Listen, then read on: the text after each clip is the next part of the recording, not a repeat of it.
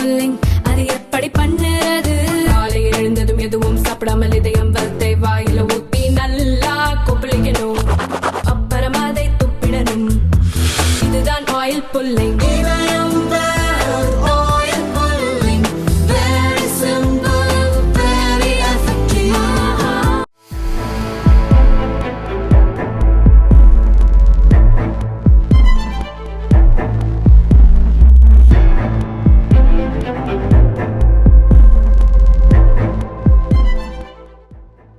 தேனி நகரின் மையப்பகுதியான என்ஆர்டி நகரில் திமுக வடக்கு மாவட்ட மற்றும் வடக்கு நகர அலுவலகம் ஒரே கட்டடத்தில் இயங்கி வருகிறது.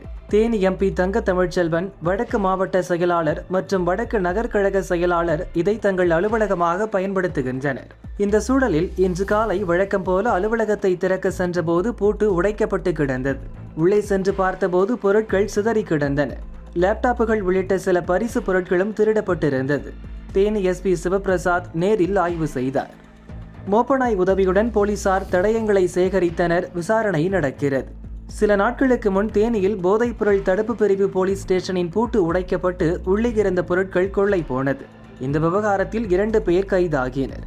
இப்போது ஆளும் கட்சி அலுவலகத்திலேயே கைவரிசை காட்டியிருப்பது அப்பகுதி மக்களுக்கு அச்சத்தை தந்துள்ளது.